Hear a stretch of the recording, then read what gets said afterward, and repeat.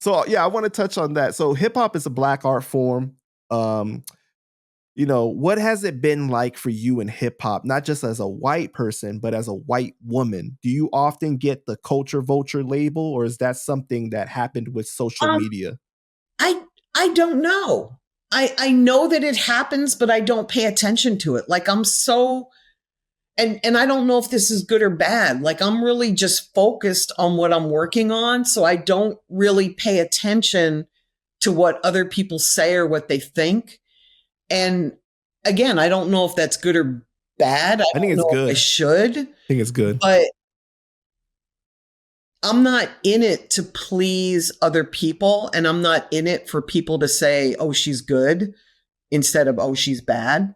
So I don't really pay attention to what people say that don't directly impact my life. Like I care what my friends say. I care what my family says.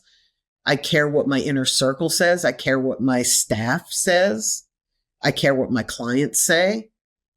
But that's about it. Mm-hmm. Like, I don't care if other people like me or not. They don't really affect my life. You know the rapper Necro, right? Yes. Okay. You guys had conversations in the past or no? Yeah. Yeah. Okay. He was an artist that I used to mentor. Like he would call me for advice and I would give him my opinion on stuff. I think that was around, I don't remember. 2000 maybe. Mm-hmm. He's been doing it independently for a very long time. Is he still? Yes, he is. Yeah. I'm so glad. Yeah, I've done a few interviews with him, and he has a very big fan base. That's like that cult following kind of thing. I love that. Yeah.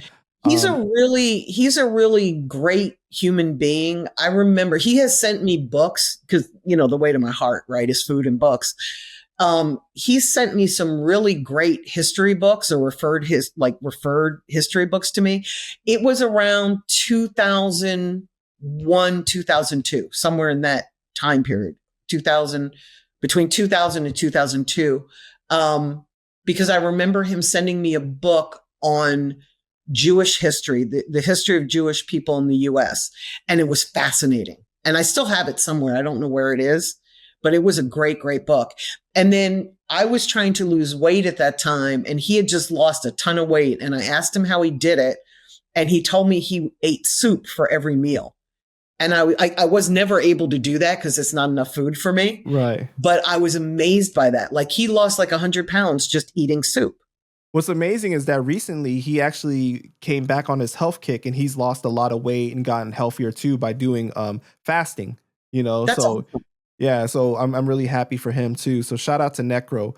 How is he? I really like him a lot. I'm sorry, I interrupted you though, because you asked me, you're going to ask me questions about Necro. Yeah. I got excited because I haven't thought about him in 12. No, yeah, but I've thought about him, but I haven't spoken to him.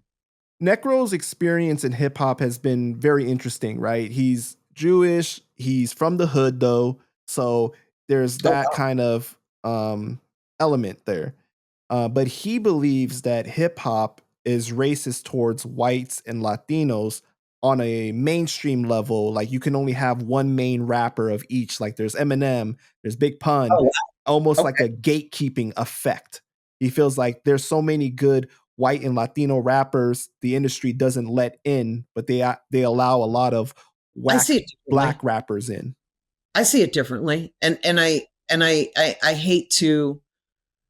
I'm not trying to argue with him, but it really comes down to money in this industry. Like if this industry is about color, it's green. I find this industry to be based on socioeconomic patterns more than anything, because anytime an artist has a lot of sales and labels feel like they can pimp the shit out of them, they will. And I don't think they care if they're Latino, black, white, green, alien, Asian. I think they're all about the money. And I think that's what rules decisions. I'm sad that he feels that way, because if he feels that way, there's a reason for it. It means he experienced something that told him he was not enough being white and Jewish, and that's sad. Part of it might actually be the audience, the hip hop audience. Like, for example, he did an album with Cool G Rap, a full album with Cool G Rap, Wow. right? Produced the whole thing, he funded it, everything. But a lot of the Cool G Rap fans, which are the black fans, don't accept the album, or they never heard about it really. And I think that he feels because he's white that Yeah.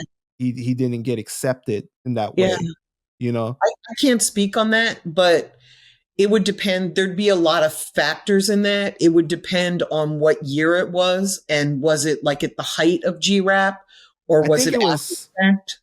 Because we're kind of assholes as rap fans. right. Like, and here's what I mean by that. Like, in rock, Elton John or the Rolling Stones or Led Zeppelin can make money in 2025. They can tour, they can put out albums, and they'll find new fans, or their fans from the 70s will support them.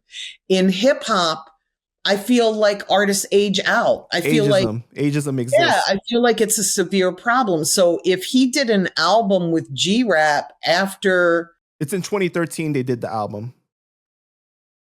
Yeah. You just made my point. So what you're talking about too is like, it's interesting because in hip hop, it's compared to other genres, it's still a fairly young genre compared to the other genres, I guess, right? yeah. So we're seeing a lot of things that we never saw before, like artists, aging and just different things. And we're starting to see rappers still rap in their elder age, and people are arguing whether that's acceptable or not, or it's interesting conversation. As somebody who makes money promoting and marketing rappers, right? That's what the for-profit side of what I do is. That's what Power Moves does. It's extremely hard for me to build a career for a new artist that is older than 27. And I'm even going to take it a step further and tell you it's easier 18 to 21. So 21 to 27 is a struggle, but older than 27 is really fucking hard. And older than 31 is nearly impossible. Do you think that that's because, they always say that hip hop is like for the youth, it's like a young man's sport? Yeah, I think what it is, and this is just my opinion, and it's based on research, so it's not like I'm not pulling it out of my ass. The fan base is 13 to 24. That's when people are at their prime in terms of embracing new music, right? So my high school years, I loved the music that came out then because that's what anchored to different experiences like the prom or, different events in my life that have been huge when I was young. That's when my musical taste and most people's musical taste is formed. By the time somebody's in their mid-20s, they're usually settling down. They're not going to clubs quite as much. The average, there's still people that go to clubs at 40, right? But most people are having kids. They're settling down. They've got mortgages. They've got car payments. They're not really spending a lot of money on music the way somebody younger is. Or time too, right? Correct. Yeah, because like when you're younger, you don't have the responsibilities and everything. You could do whatever you want. Yep. And we're discovering our taste in music, but it's usually set by the time we're in our mid-20s. We already know what music we like, and for some reason, when somebody is in their 30s and they're going after the market with the main people that are spending money on music, which are 13 to 24, they're not necessarily looking at somebody who's 35 and saying, oh, I can relate to them or I can connect with them. They're sort of looking and going, wow, they look like my dad or they look like my mom. So it's not that Jay-Z can't sell music because he's already successful. It's breaking new artists that's hard.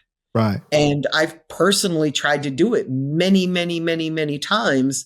And it's really a challenge, like to find somebody's market when they're older. And labels know this.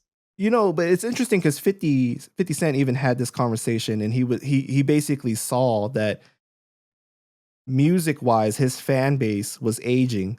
So he was like, they're not going to the clubs as much anymore. They're not, doing those things. But what are they doing?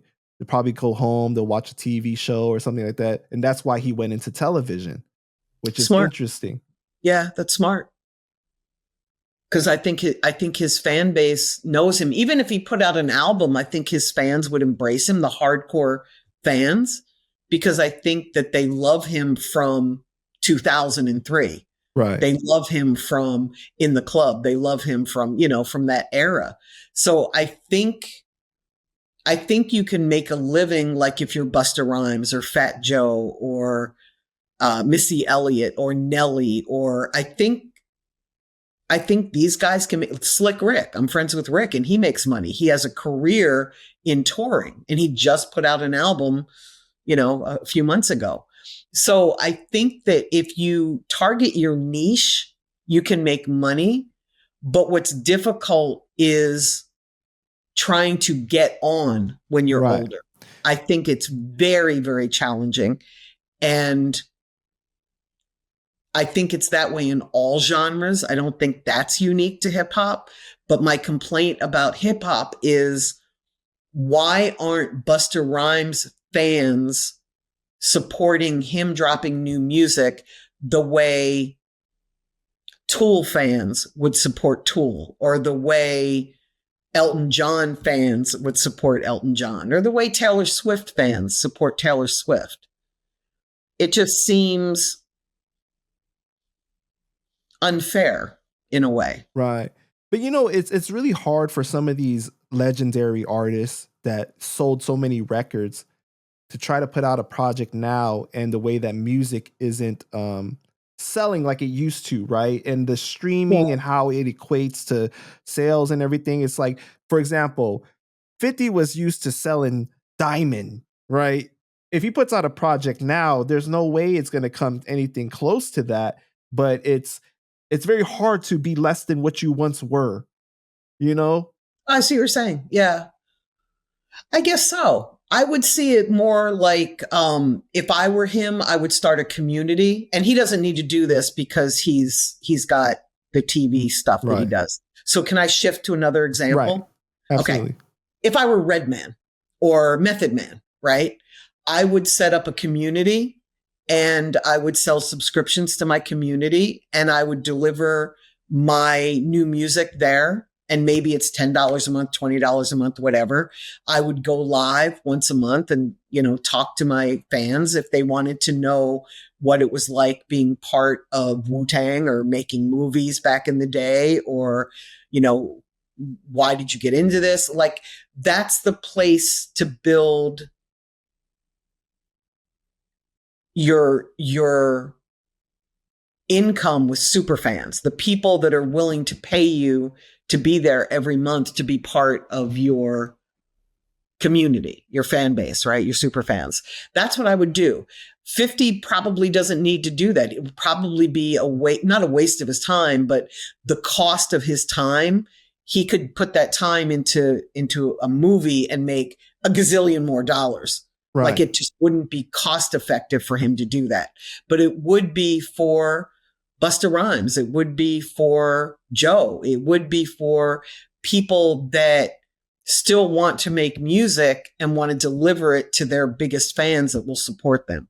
Because nothing's worse than making an album and thinking, okay, this is my heart, this is my soul, let me put it out there, and you only stream, 1 million copies or whatever. Right. But if you have a fan base and they're supporting you financially, everything you do is for people that love you.